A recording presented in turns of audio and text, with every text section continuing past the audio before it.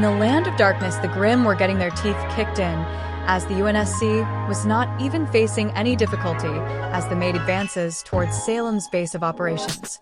Although the UNSC had some casualties, but that's nothing new for them as they suffered worse from the Covenant and vanished.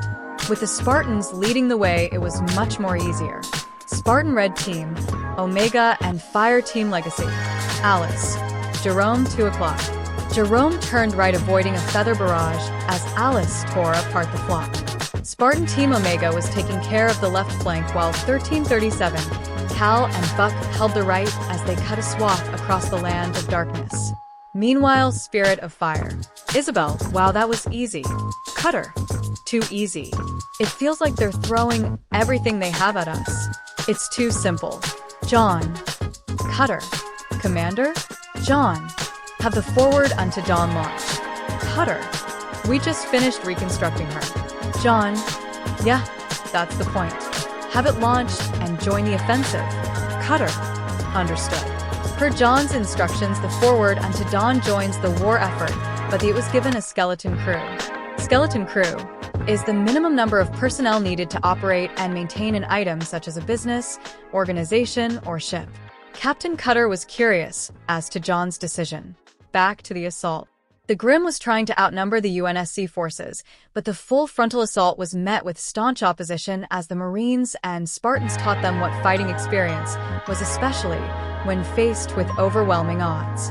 The Spartans blazed a trail through the massive horde they were against as the Marines followed closely, but as they do, the Grimm closed the gap behind and them. Jaune saw this and swiftly ordered an orbital drop to cover their rear guard. As massive fireballs descend from the skies, their reinforcements were revealed to be.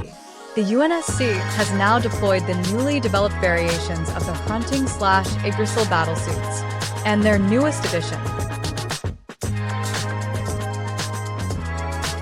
the Colossus, piloted by Buck. Buck, smile for the big cannon ugly. He aimed straight at a Goliath and let loose a powerful shot. So powerful it punched straight through the elephant and continues through groups of Grimm. Cal jumped out of the Warthog carrying a gravity hammer and started swinging. 1337 tried to help until he was tackled by a chimera as he was in its mouth while it bite down, its teeth broke, proving Mjolnir being nay impenetrable to remnant standards. He then wrenches the beast's mouth open as he jumps down and proceeds to punch it, sending it towards a hill, destroying both. Spartan Red Team just ran over every Grimm they could see. Fire Team Omega led the Marines through the horde as they fired all their guns from the turret, railgun, and assault rifles. The battle was one-sided, and they were inching closer and closer towards the center of the Land of Darkness. They found a huge fortress or castle, whatever it is, built upon a large mountain guarded by an army of Grimm. The UNSC charged forward, breaking through the Grimm lines like a hot knife through butter.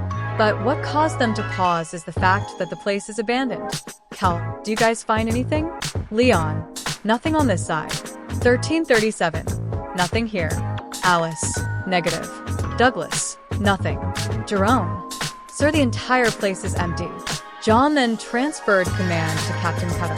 Cutter, Commander, I thought you were supposed to be off the field. Jaune, I am. You coordinate the defenses in Vacuo. I'll take the rest from here. Cutter nods as he directs the Marine force being deployed for Vacuo. He leaves to take command of the forward unto dawn. He boarded a Pelican and arrived at the ship, aware of what's about to happen. He was wearing the Mk3. Jaune was giving out orders to the crew while coordinating with Captain Cutter. This was a two-pronged attack as Cutter eliminates a splinter force in the Kingdom of Vacuo, while Jaune attempts to cut the head of the snake in the Land of Darkness. He was in charge of the mop-up as the Spartans delivers bombs to the Grimm spawning pools found all around the land. They were trying to find any of Salem's council since they were not in Evernight Castle. Something was up, and no one knows what.